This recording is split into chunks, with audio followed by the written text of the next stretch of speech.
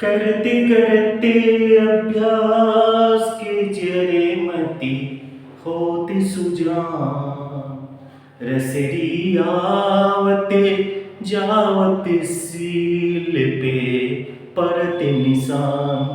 हम लोग लगातार प्रयास करते हैं और प्रयास में ही अंततः सकारात्मक परिणाम आता है आपकी सफलता से। हम लोग सफलता के लिए प्रयास कर रहे हैं और आने वाले दिनों में कोशिश की जा रही है कि 67 बीपीएससी हो या आने वाले सब इंस्पेक्टर की परीक्षा, उसमें पूछे जाने वाले संभावित प्रश्नों से संबंधित सभी तथ्यों को आप तक पहुंचा दिया जाए। कल से लाइव क्लासेज लगातार जारी रहेगी। आप पे कुछ सूचना आज रात्रि तक जारी कर दिया जाएगा, यूट्यूब पे आप नजर रखिए। आज हम लोग बात करेंगे राज्य के नीति निर्देशक तत्व की directive principles of state policy. आप पे अक्सर हम टिप्पणी कर दिया करते हैं, थोड़ी गंभीर टिप्पणी है कि बिहार में जो जितना बड़ा गुंडा हुआ करता था पहले उतना ही बड़ा राजनेता हुआ करता था। ये अलग बात है कि परिस्थिति अब बदल चुकी है और अब अच्छे लोगों को भी राजनीति में जाने का मौका मिल पा रहा है। पूर्व में वार्ड स्तर के आप पे गुंडा हुआ करते थे तो वार्ड कमिश्नर बन जाते थे, ग्राम स्तर पर होते थे तो मुखिया बनने का आपको अवसर मिलता था और इस प्रकार की प्रक्रियाएं थी। तो हम चुनाव में देखते हैं कि आज विभिन्न पार्टियां मैनिफेस्टो तैयार करती और उस मैनिफेस्टो में बड़ी बड़ी घोषणाएं करती हैं। हम आपको आने वाले दिनों में 24 आवर बिजली देंगे, आपके ग्रामीण क्षेत्र में भी स्वास्थ्य संबंधी उत्तम व्यवस्थाएं देंगे, आपकी सड़कों को सुव्यवस्थित करेंगे, तो साथ साथ आपके जल जमाव की समस्या का भी निराकरण करेंगे। आप मैनिफेस्टो में देखते हैं एक से एक बड़ी बातों को और सरकार बन जाती है। मैनिफेस्टो की कुछ बातों को सरकार लागू कर पाती है, आप कुछ मैनिफेस्टो को जो का वो छोड़ देती है। ऐसी परिस्थिति में हम क्या कर पाते हैं? क्या सरकार के खिलाफ हम न्यायालय में चले जाते? नहीं। हम इस बात का उल्लेख इसीलिए कर रहे हैं कि राज्य के नीति निर्देशक तत्व में जिन चीजों का उल्लेख है उसके लिए भी हम न्यायालय में नहीं जा सकते। ये न्यायालय में प्रवर्तनीय नहीं है, न्यायालय में न्याय योग नहीं। तो आज संविधान की सर्वाधिक महत्वपूर्ण चैप्टर जहां से आपके लगातार प्रश्न पूछे जाते हैं उसको देखने का कोशिश करेंगे और याद रखने की कोशिश करेंगे। राज्य के नीति निर्देशक तत्व, राज्य के नीति निर्देशक तत्व, आपको याद होगा इसको हम लोग किस नाम से जानते हैं? Directive principle of state policy. ये आयरलैंड के संविधान से ली गई है, आयरलैंड के संविधान से ली गई। राज्य के नीति निर्देशक तत्व का उल्लेख संविधान के आपने देखा है भाग 4 में अनुच्छेद 36 से 51 तक में किया जाता है। तो राज्य के नीति निर्देशक तत्व से संबंधित जितने भी महत्वपूर्ण अनुच्छेद हैं, उनके प्रावधान हैं, उनको याद रखने की कोशिश की जानी चाहिए और यही प्रयास रहेगा मेरा कि आप उन चीजों को याद रख पाए बहुत ही सरल रूप से। आप देखो दो चीजें, अनुच्छेद 36, 37, 38, 39, 40, 41, 42, 43, 44, 45, 46, 47, 48, 49, 50 और 51। आप ये अनुच्छेद राज्य के नीति निर्देशक तत्व से हैं। दो चीजों को याद रखना है, मूल अधिकार और राज्य के नीति निर्देशक तत्व में अंतर है, ये याद रखने की कोशिश। मूल अधिकार में आप देखोगे कि जिस प्रकार से 12 से लेकर के अनुच्छेद आपका 35 तक में व्यक्तिगत स्वतंत्रता की बात की जाती है, आप देखोगे कि व्यक्तिगत विकास के लिए राज्य आपको संसाधन उपलब्ध करवाते हैं। व्यक्तिगत व्यक्तिगत विकास के लिए जिन प्रकार के संसाधनों की आवश्यकता होती है, उस संसाधन को राज्य उपलब्ध करवाता है। और राज्य की नीति निर्देशक तत्व में क्या है? सामुदायिक विकास पे जोर दी जाती है। सामुदायिक विकास, एक समुदाय का, समाज के संपूर्णता की विकास की बात होती है। और यहाँ पे राज्य के पास जो संसाधन उपलब्ध होगी, उस आधार पे राज्य का नीति निर्देशक तत्व समुदाय के विकास पर जोर देते हैं। राज्य के नीति निर्देशक तत्व को न्यायालय संरक्षण प्रदान नहीं करता। आपको मालूम होना चाहिए, न्यायालय संरक्षण प्रदान नहीं करता। मतलब कि राज्य के नीति निर्देशक तत्व में व्याप्त होने वाली या राज्य के नीति निर्देशक तत्व में शामिल होने वाली किसी प्रावधान के लिए हम न्यायालय में न्याय की उम्मीद नहीं कर सकते। लेकिन क्योंकि मूल अधिकार को न्यायालय संरक्षण प्रदान करता है, इस कारण से हम किसी भी प्रकार के अपने मूल अधिकार का उल्लंघन होने की स्थिति में न्यायालय के शरण में जा सकते हैं। तो न्यायालय संरक्षण देती मूल अधिकार को, लेकिन न्यायालय संरक्षण नहीं देती राज्य के नीति निर्देशक तत्वों के।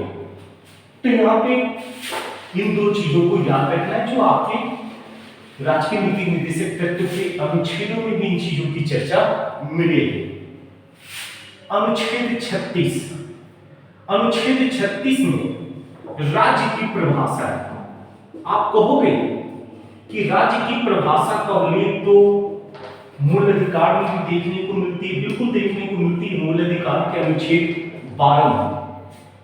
तो जिस प्रकार के मूल अधिकार में राज्य की परिभाषा तय की गई अनुच्छेद 12 के अंतर्गत, उसी प्रकार की परिभाषा को अनुच्छेद 36 के अंतर्गत भी राज्य के नीति निर्देशक तत्व के अंतर्गत रखी गई। राज्य के अंतर्गत काम करने वाली जितनी भी संस्थाएं हैं, उन सबको राज्य माना जाता है राज्य की परिभाषा के अंतर्गत। आप देखोगे वो आरबीआई हो, रेलवे बोर्ड हो, यहाँ तक कि बीसीसीआई भी राज्य के अंतर्गत आता है, राज्य की परिभाषा के अंतर्गत आता है। राज्य के द्वारा संचालित जितनी भी संस्थाएं हैं, वे सब राज्य माने जाते हैं, क्योंकि ये संस्थाएं राज्य के लोगों के हितों को पूरा करने का प्रयास कर रहा होता है।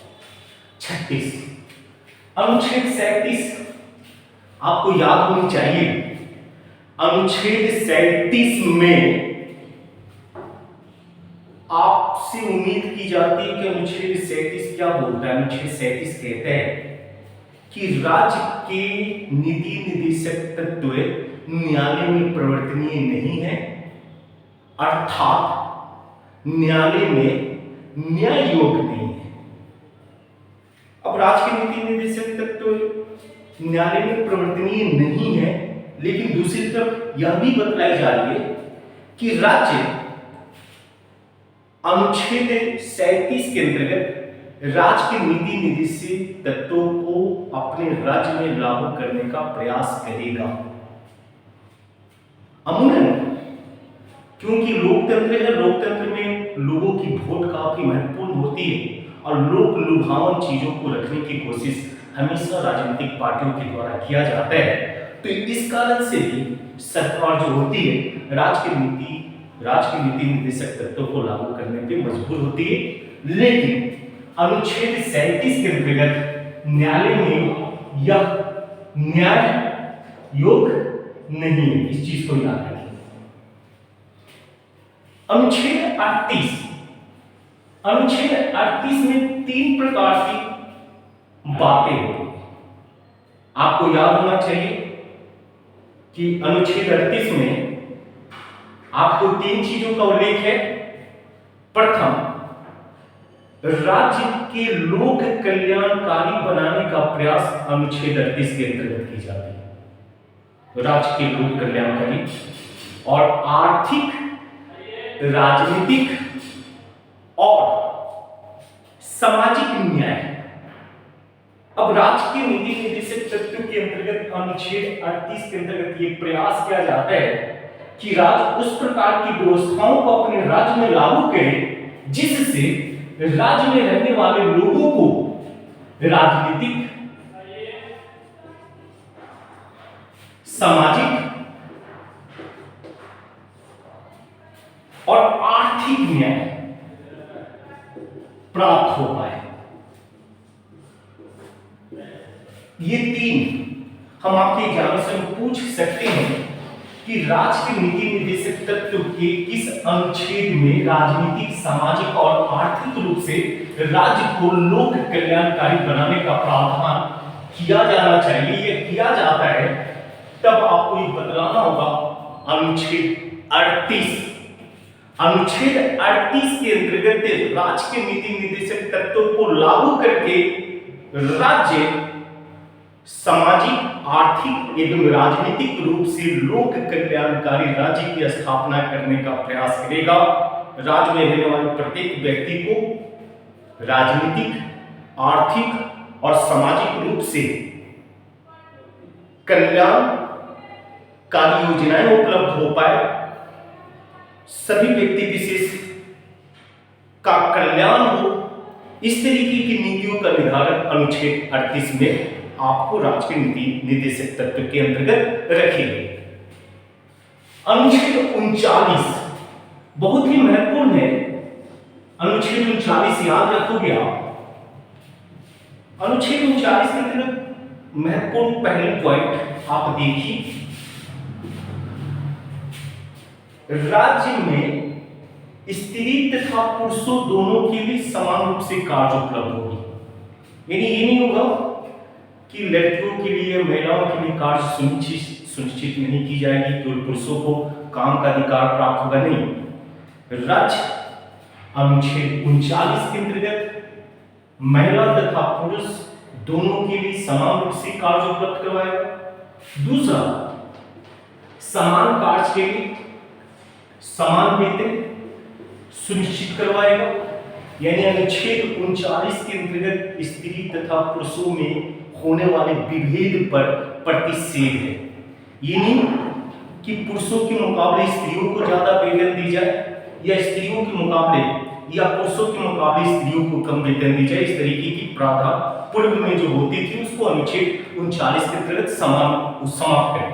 तीसरी, आप देखोगे राज्य उपलब्ध होने वाले समस्त संसाधन को समान रूप से वितरण करेगा। अब राज्य के पास जितनी भी संसाधन है वह बिना किसी धर्म, जाति या अमीर गरीब, शिक्षित अशिक्षित में भेद किए बिना सभी लोगों के पास समान रूप से उपलब्ध करवाने की कोशिश की जाएगी। यानी राज्य के पास उपलब्ध होने वाले सभी संसाधनों का समान वितरण अनुच्छेद 39 के अंतर्गत, सभी संसाधनों का समान वितरण बहुत इंपॉर्टेंट है, अनुच्छेद 39।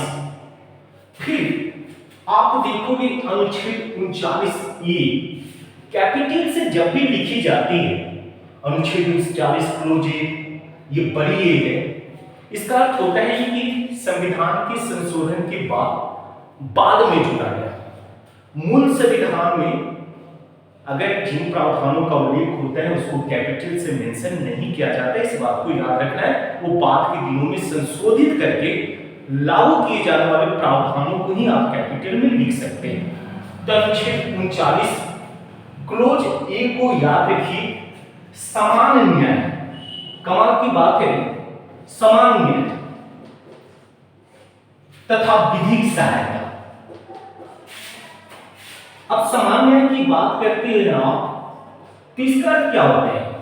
इसका अर्थ होता है कि देश के अंदर, राज्य के अंदर जितने भी लोग हैं उनको जस्टिस में किसी प्रकार का भेदभाव नहीं, इक्वल जस्टिस की बात की जा रही है। ये नहीं कर सकते आप कि अमीरों को न्याय जल्दी प्राप्त हो जाएगी, गरीबों को न्याय प्रणाली के अंतर्गत काफी देर से न्याय मिलेगी, या अमीरों के लिए न्याय व्यवस्था में कुछ विशेष प्रावधान लागू होंगे और गरीबों के लिए इस तरह की समान न्याय इक्वल जस्टिस की बात होती है। हमारे यहाँ न जाति के आधार पे न धर्म के आधार पे विभेद प्रतिषेध ये राज्य से उम्मीद की जाती है। समान न्याय तथा विधिक सहायता। अब किसी कारण से हम आर्थिक रूप से संपन्न नहीं है और न्यायालय में हमारे पक्ष रखने वाला कोई नहीं है, तो ये हमें सरकारी वकील प्राप्त होगा, विधिक सहायता उपलब्ध होगी। यह अनुच्छेद 39A के अंतर्गत, अनुच्छेद 39 क्लोज ए के अंतर्गत। तो इस प्रकार से दो काफी महत्वपूर्ण अनुच्छेद आपको याद रखने होते हैं, अनुच्छेद 39 और अनुच्छेद 39 क्लोज ए। अब आगे देखो, हम लोग आज राज्य की नीति निदेशक तत्व या डीपीएसपी जिसको आप लोग कहते हैं directive principle of state policy, इसके सारे महत्वपूर्ण प्रावधानों को याद रखेंगे। अनुच्छेद 40 ग्राम पंचायत की बात की जाती है। ग्राम पंचायत ग्राम स्वराज से लिया गया है गांधीवादी दर्शन के तहत। आपके राज्य के नीति निदेशक तत्व तो समाजवाद पर भी आधारित है, गांधीवाद भी आप राज्य के नीति निदेशक तत्व को प्रभावी बनाता है, उदारवादी रुख भी आप राज्य के नीति निदेशक तत्व के अंतर्गत देख सकते हैं। ये अनुच्छेद मुख्य रूप से कुछ अनुच्छेद ऐसे हैं जैसे अनुच्छेद 40 हो, अनुच्छेद 43 हो, आप इन अनुच्छेदों को देखेंगे जो गांधी दर्शन पर आधारित है। ग्राम पंचायत का उदय ग्राम स्वराज के सिद्धांत पे होती है। गांधी जी का ये कथन कि भारत की आत्मा गांव में बसती है और गांव की रूपरेखा जो गांधी के दिल में थी उसका सजीव चित्रण आपको ग्राम पंचायत के अंदर देखा जाता है, जहां पे ग्रास रूट लेवल पे लोगों को शासन में भागीदार बनाया जाता है। आप ग्रास रूट लेवल कहते जमीनी स्तर पे गांव के लोगों को न्याय करने का अधिकार प्राप्त हो पाता है ग्राम पंचायत के अंतर्गत। तो राज्य के नीति निदेशक तत्व में अनुच्छेद 40 में ग्राम पंचायत का उल्लेख है। बाद में आप देखेंगे कि किस प्रकार से संविधान में संशोधन करके ग्राम पंचायत को अनिवार्य रूप से लागू कर दी जाती है। तो ये गांधी सिद्धांत पर आधारित है और इसको याद रखिए। अनुच्छेद 41 काफी महत्वपूर्ण है। कहते हैं कि कुछ दशाओं में काम, शिक्षा ये उपलब्ध करवाना राज्य की दायित्व होती है। अनुच्छेद 41 के अंतर्गत कुछ दशाओं में राज्य के लोगों के लिए काम, शिक्षा, स्वास्थ्य संबंधी सुविधाएं उपलब्ध करवानी राज्य की कर्तव्य होती है। कुछ दशाओं में तो वो दशाएं कौन कौन सी होती है? बीमार व्यक्ति हो, वृद्ध व्यक्ति हो, आप देखोगे बेरोजगार हो या दिव्यांग व्यक्ति हो, क्योंकि मोदी जी दिव्यांग शब्द लेकर आते हैं। तो कुछ दशाओं में राज्य के लोगों को काम, स्वास्थ्य, शिक्षा उपलब्ध करवाना राज्य की जो कर्तव्य होती है वो राज्य के नीति निदेशक तत्व के अनुच्छेद 41 में उसकी व्याख्यान की गई है। तो वह कुछ खास दशा बीमार व्यक्ति के लिए, वृद्ध व्यक्ति के लिए, बेरोजगार व्यक्ति के लिए, दिव्यांग के लिए लोक सहायता यानी बेरोजगार, बीमार, दिव्यांग, वृद्ध व्यक्ति के लिए लोक सहायता उपलब्ध करवाने की दायित्व राज्य की अनुच्छेद 41 के अंतर्गत है। राज्य लागू भी करती है। वृद्धावस्था पेंशन होती, आप देखेंगे कई बीमारी की अवस्था में लोक सहायता उपलब्ध हो पाता है। ये सारे प्रावधान जो होती है अनुच्छेद 41 में। मनरेगा का कार्यक्रम संचालित की जाती है। आप देखोगे कि बेरोजगार लोगों को रोजगार उपलब्ध करवाने के लिए अनुच्छेद 41 के प्रावधान को ही सुनिश्चित करते हुए मनरेगा जैसे कई कार्यक्रम देश भर में संचालित होते हैं। तो इस पॉइंट को भी आपको याद रखना है, अनुच्छेद 41। इस प्रकार से अभी तक आपने आर्टिकल 36, आर्टिकल 37, आर्टिकल 38, 39, 40, 41 आप देख लिए और हम उम्मीद करते हैं कि आप इसको याद भी रख पाएंगे। अब अनुच्छेद 42 की बात करते हैं, काफी महत्वपूर्ण है। अनुच्छेद 42 के अंतर्गत काम को मानवोचित दशा में तथा प्रसूति संबंधी सहायता उपलब्ध करवाने की दायित्व राज्य की है। मानवोचित दशा, मानवों के लिए काम प्रेशराइज करके नहीं की जा सकती, आपको बलपूर्वक काम नहीं दिया जा सकता। आप 8 घंटे काम की जगह पे 16 घंटे आप हमसे नहीं ले सकते या दबाव में नहीं ले सकते। एक इसका वातावरण होना चाहिए। तो मानवोचित दशाओं में काम उपलब्ध किस अनुच्छेद के अंतर्गत? अनुच्छेद 42। और स्त्रियों को प्रसूति संबंधी सहायता, प्रसूति पूर्व में आप जानते थे कि जच्चा एवं बच्चा दोनों सुरक्षित हो जाता था प्रसव के दौरान। जानते होंगे कि स्वास्थ्य संबंधी सुविधाएं कम होती थी और स्त्रियों के आने वाले काम की अधिकता का बोझ कभी कभी जानलेवा हो जाता था। आज विभिन्न प्रकार की मातृत्व अवकाश भी प्राप्त हो पाती है।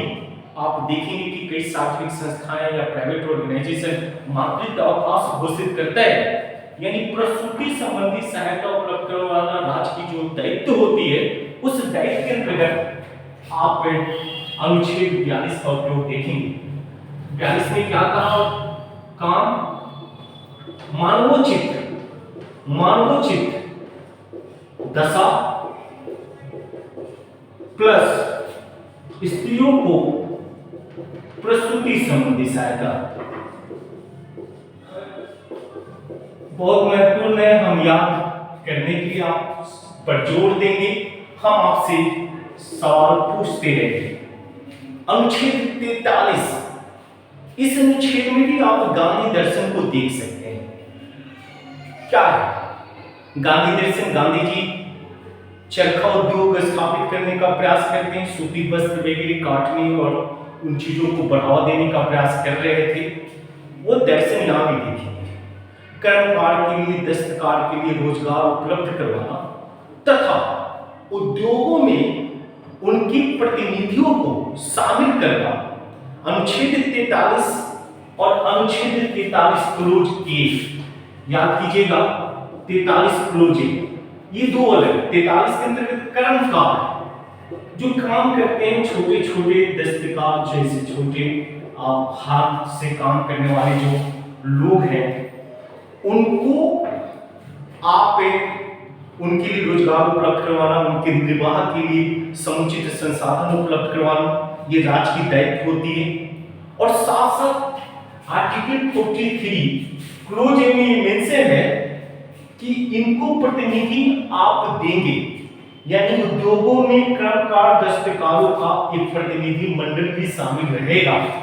अब जो आजकल लेबर यूनियन देखते हैं, तो कर्मकारों को प्रतिनिधित्व भी प्राप्त की जाएगी इस अनुच्छेद के अंतर्गत।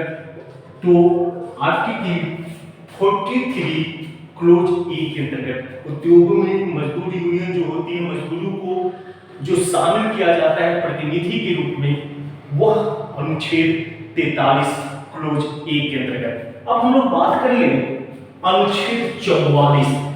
आप अक्सर सुनते होंगे कि हम लोग बात करते हैं कॉमन सिविल कोड की, एक समान नागरिक संहिता। देश में शरीयत के हिसाब से कानून है, कुछ हिंदू रीति रिवाज हैं, कुछ मुस्लिम रीति रिवाज हैं, कुछ पारसियों के अलग अलग रीति रिवाज हैं, सिखों के अलग अलग रीति रिवाज हैं। सिखों को कृपान धारण करने का अधिकार होता है, हिंदुओं को एक ब्लेड भी लेकर के बाहर निकलने के अधिकार नहीं होती। तो ये देश में उनकी जो है वैवाहिक पद्धति अलग होती है, हमारी वैवाहिक पद्धति अलग होती है, उनकी तलाक की पद्धति अलग होती है। इस तरीके की जो प्रावधान है, यानी देश में रहने वाले सभी लोगों के ऊपर एक प्रकार के कानून लागू नहीं होते हैं। 98% एक प्रकार के कानून है, लेकिन कुछ कानून ऐसी है जिसको अभी भी पूर्णतः सभी पर समान रूप से लागू नहीं किया गया है, तो इसका उल्लेख यानी आप देखेंगे अनुच्छेद 44 ये काफी महत्वपूर्ण हो जाते हैं। समान नागरिक संहिता काफी महत्वपूर्ण है, आपसे पूछी जाती है अक्सर कि क्या देश में सभी लोगों के ऊपर एक प्रकार की कानून लागू की जा सकती है। लागू किया गया 2017 में, आपने देखा होगा साहबानों इशू पे ट्रिपल तलाक का इशू था वो समाप्त कर दिया गया। ट्रिपल अब तलाक भी कई प्रकार की होती है, लेकिन जो तलाक तलाक तलाक कह करके अक्सर मुस्लिम महिलाओं को तलाक दे दिया जाता था, उस प्रकार की कुप्रथाओं को रोक दी गई।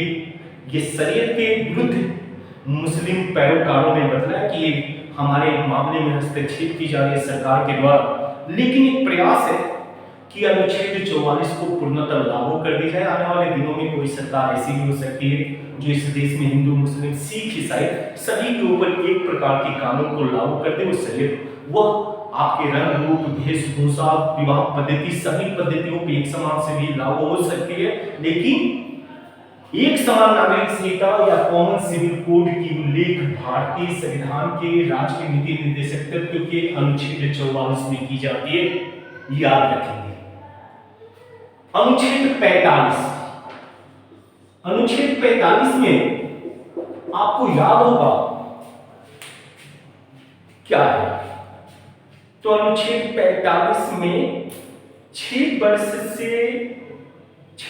से कम उम्र के बच्चों की पोषण शिक्षा इसकी व्यवस्था राज्य की दायित्व होती है। पूर्व में 6 से 14 वर्ष तक की उम्र के बच्चों को प्राथमिक शिक्षा अनिवार्य रूप से उपलब्ध करवानी राज्य की कर्तव्य होती थी आर्टिकल 45 के अंतर्गत, लेकिन संविधान के 86वें संशोधन के द्वारा 2002 में 6 वर्ष से कम उम्र के बच्चों को 6 वर्ष से कम उम्र के बच्चों के लिए यह प्रावधान कर दिया गया कि आज देश में 6 वर्ष से कम उम्र के बच्चों को पोषण समुचित वातावरण शैक्षणिक सुविधाएं उपलब्ध करवानी राज्य की कर्तव्य होगी।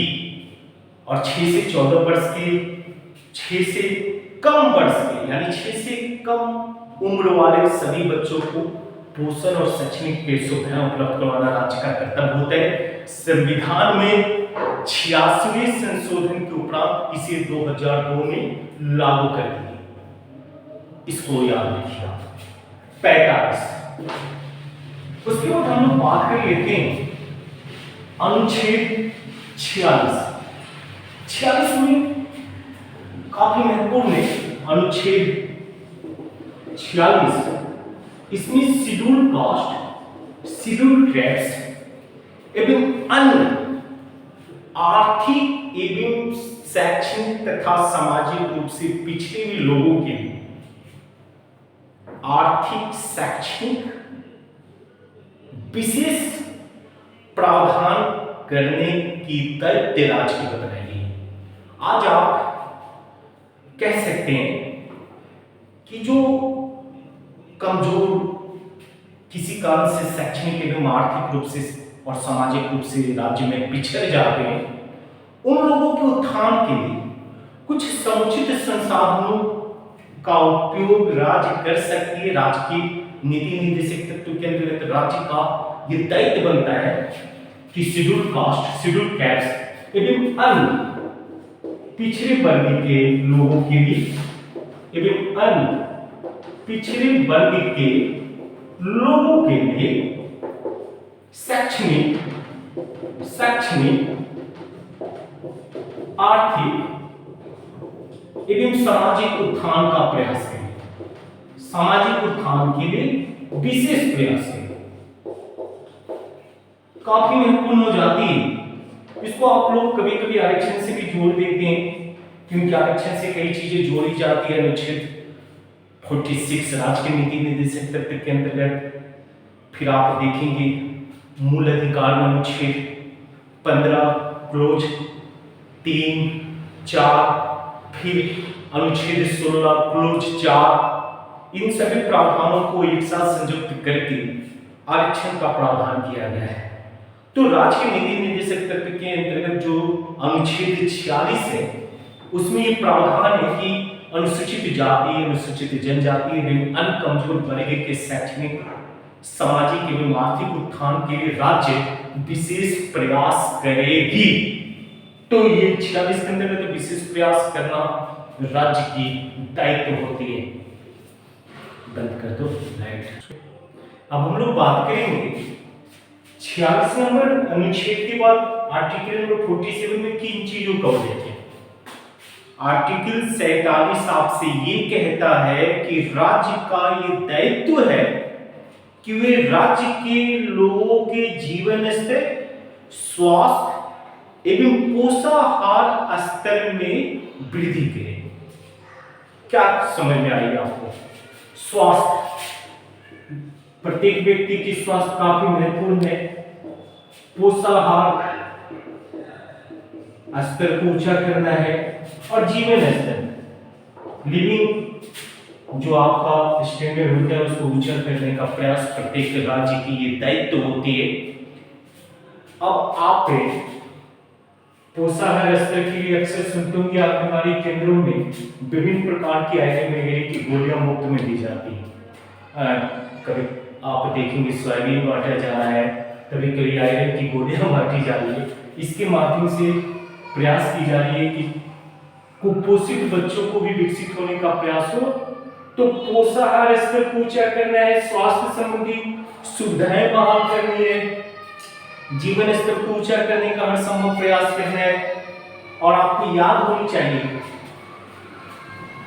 कि तो आप ये भी देखोगे कि किस प्रकार से पोषाहार स्तर और जीवन स्तर को सुधार करने के लिए राज्य कई प्रकार के निर्णय ले सकते हैं। जिस निर्णय में मद्यपान निषेध की बात हो, ये राज्य को अपने नशा मुक्त करने के अभियान हो, तो ये अनुच्छेद 47 के अंतर्गत ही होता है। क्योंकि राज्य की अगर ये दायित्व है कि राज्य के लोगों का स्वास्थ्य अच्छा हो, तो स्वास्थ्य अच्छा तभी होगा जो राज्य के लोग नशा मुक्त होंगे।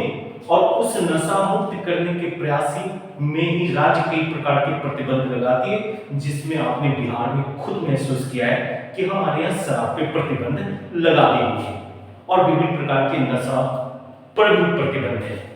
अनुच्छेद 47 को आप समझ सकते हैं कि इसी अनुच्छेद के अंतर्गत विभिन्न प्रकार के प्रतिबंधों को लागू की जाती है नशा मुक्त करने के प्रयास में। नशा मुक्त होगा राज्य, लोगों के जीवन स्तर में होगी परिवर्तन, स्वास्थ्य में होगी परिवर्तन और पोषाहार स्तर भी होगा उनका ऊंचा। अब अनुच्छेद 38 याद है ना, 38 कह रहे, अनुच्छेद 48, अनुच्छेद 48 में दो चीजों का उल्लेख है। आपको याद होना चाहिए कि जब अनुच्छेद 48 हम लोग कहते हैं तो राज्य की दायित्व होती है कि राज्य कृषि एवं पशुपालन में वैज्ञानिक पद्धति को अपनाए। आपको ये मालूम होना चाहिए कि कृषि एवं पशुपालन संबंधी उच्च स्तरीय व्यवस्था को लागू करना राज्य की दायित्व है। अब कृषि में विभिन्न प्रकार के हाइब्रिड बीज आती है। आपने देखा होगा कि खाद्य कई प्रकार की निर्मित होने लगी। पशुपालन में आपने देखा होगा कि कई प्रकार के पशुओं के पालने की विधियां अपनाई जा रही है। तो इसका उल्लेख 48 में है कि राज्य कोशिश करेगी कि कृषि को और उन्नत बनाने के लिए हर संभव नई टेक्नोलॉजी कृषकों तक पहुंचा पाए, पशुपालन को बढ़ावा देने के लिए पशुपालन की प्रत्येक नई विधि को किसानों तक पहुंचा पाए, इस तरीके की प्रयास है। साथ साथ जहां हम पशुओं में वृद्धि करने की बात कर रहे हैं, पशुपालन को उच्च स्तरीय बनाने का प्रयास कर रहे हैं, तो पशुओं की हत्या पे प्रतिबंध भी अनुच्छेद 48 के अंतर्गत ही लगाई जाती है। भारत में सर्वाधिक महत्व की पशु गाय हमारे यहाँ, तो इस कारण से अनुच्छेद 48 के अंतर्गत ही गौ हत्या पर भी प्रतिबंध लगाई गई है। विभिन्न प्रकार के पशुओं पर प्रतिबंध जो लगी गई तो वो भी अनुच्छेद 48 के अंतर्गत। इस प्रकार से अनुच्छेद 48 में आप पशुपालन कृषि, आप इन चीजों को देखोगे। और प्रतिबंध किस चीज पे है? तो प्रतिबंध है इनकी पशुओं की हत्या पर, और वो सभी प्रकार की जिन भी पशुओं की हत्या पर प्रतिबंध है वो आपकी अनुच्छेद 48 के अंतर्गत है। यहाँ अनुच्छेद 48 क्लोज ए को भी आप जानते हैं। इसके अंतर्गत राज्य की ये दायित्व बनती है कि वन पर्यावरण को संरक्षण एवं संवर्धित करे। तो वन है, पर्यावरण है, तो वन में बहुत सारे वन जीव भी होते होंगे, नदियां हैं, झील है, इन सबको सुरक्षित एवं संवर्धित करने का काम राज्य के नीति निर्देशक कृत्य के अंतर्गत अनुच्छेद 48 क्लोज ए के अंतर्गत इस चीज की चर्चा हम लोगों ने मूल कर्तव्य में भी किया था कि आपकी मूल कर्तव्य संख्या 7 में उल्लेख है कि प्रत्येक व्यक्ति से ये उम्मीद की जाती है कि वो वन एवं पर्यावरण, नदी, झील इन सबको सुरक्षित और संवर्धित करने की कोशिश करें। तो आप अनुच्छेद 48 क्लोज, अनुच्छेद 48 ए इसको समझ चुके हैं। 49 काफी महत्वपूर्ण है। राष्ट्रीय महत्व के स्मारक आप देखेंगे, स्थल, इन सबको राष्ट्र का ये कर्तव्य बनता है, राज्य का कर्तव्य बनता है कि इनको सुरक्षित रखे, इनको संवर्धित करे, इनको नुकसान होने ना दे। राष्ट्रीय महत्व के स्मारक हो, राष्ट्रीय महत्व के आपके स्थल हो, राष्ट्रीय महत्व के आपके निर्मित वस्तुएं हो, तो उन सभी चीजों को संरक्षण देने का काम राज्य की दायित्व। आप ताजमहल का नुकसान नहीं पहुंचा सकते। आप राजेंद्र प्रसाद की जन्मभूमि राष्ट्रीय महत्व की भूमि है, स्थल है, तो उसको सुरक्षित करने का काम राज्य की दायित्व होती है। किस अनुच्छेद के अंतर्गत? अनुच्छेद 49 के अंतर्गत राष्ट्रीय महत्व के जितने भी चीजें हैं ना, उन सबको संरक्षण देना। संरक्षण किस अनुच्छेद के अंतर्गत? अनुच्छेद 49 के अंतर्गत। उसके बाद दो और महत्वपूर्ण अनुच्छेद है, इन अनुच्छेदों को भी देखो आप। अब ये अनुच्छेद है अनुच्छेद 50 और अनुच्छेद 51। अनुच्छेद 50 कार्यपालिका से न्यायपालिका की पृथकीकरण की बात की जा रही है। कार्यपालिका से न्यायपालिका, आपको याद होना चाहिए कि किसी भी सरकार को संचालित करने के लिए उसको 3 भागों में विभाजित कर दी गई है, कार्यपालिका, न्यायपालिका और विधायिका। कोई भी अंग सरकार का किसी दूसरे अंग के कार्यों में हस्तक्षेप न करे, इसका हर संभव प्रयास करा जाता है।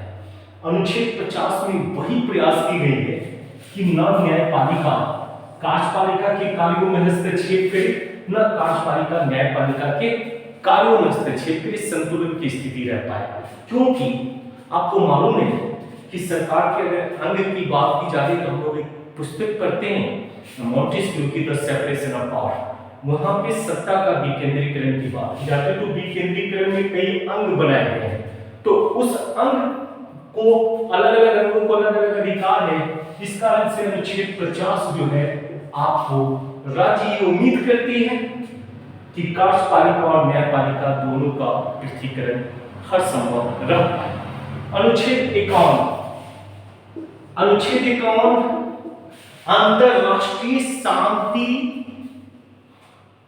एवं सौहार्द में अभिवृद्धि का कार्य राज्य की दायित्व होती है। अब ये नहीं कर सकता राज्य अंतरराष्ट्रीय स्तर के किसी विवाद में इसलिए हस्तक्षेप नहीं करेगा कि हम अपनी सुपर पावर हैं या हम अपनी श्रेष्ठता को साबित करने के लिए वो किसी भी ऐसे विवाद को बढ़ावा नहीं देगा जो राष्ट्र के लिए घातक है, जो संपूर्ण विश्व को नुकसान पहुंचा सकता है। अभी इजराइल और फिलिस्तीन के बीच में जो विवाद हुआ, उस विवाद में भारत नहीं कूद सकता। अगर एक देश पार्टिसिपेट करता है तो दूसरे देश भी पार्टिसिपेट करने लगे। ऐसी परिस्थिति में विश्व युद्ध का खतरा उत्पन्न हो जाएगा और विश्व युद्ध के उत्पन्न हो जाने से आपके असंख्य जानमाल की हानि हो जाएगी। तो ये प्रयास राज्य की होती है अनुच्छेद 51 के अंतर्गत कि अंतरराष्ट्रीय शांति एवं सौहार्द में वृद्धि का हर संभव प्रयास करें। तो आप देख सकते हो कि डीपीएसपी जिसको राज्य के नीति निर्देशक तत्व के अंतर्गत आपको याद रखना है, 1 नजर 2 मिनट में याद रखेंगे। अनुच्छेद 36 राज्य की परिभाषा, अनुच्छेद 37 कार्य, अनुच्छेद 37 के अंतर्गत राज्य के नीति निर्देशक तत्व न्यायालय में परिवर्तनीय नहीं है। अनुच्छेद 38 के अंतर्गत राज्य सामाजिक, आर्थिक एवं न्याय के लोक कल्याणकारी बन पाएगा। अनुच्छेद 38 के अंतर्गत, अनुच्छेद 39 के अंतर्गत समान कार्य के लिए समान वेतन, समान न्याय तथा विधिक सहायता। 40 के अंतर्गत ग्राम पंचायत की उल्लेख की जा रही है। 41 के अंतर्गत कुछ दशाओं में काम उपलब्ध करवाना राज्य की दायित्व होती है। अनुच्छेद 42 के अंतर्गत काम को मानवोचित दशा तथा प्रसूति संबंधी सहायता। अनुच्छेद 43 के अंतर्गत कर्मकाल एवं दस्तकाल को कुछ सुविधाएं प्राप्त की गई है। 44 के अंतर्गत आपने देखा है कि कॉमन सिविल कोड की चर्चा मिलती है। अनुच्छेद 45 में आप देख पाओगे कि किस प्रकार से अनुसूचित जाति, अनुसूचित जनजाति एवं कुछ पिछड़े वर्ग के लोगों के उत्थान के लिए विशेष प्रयास आप देखोगे।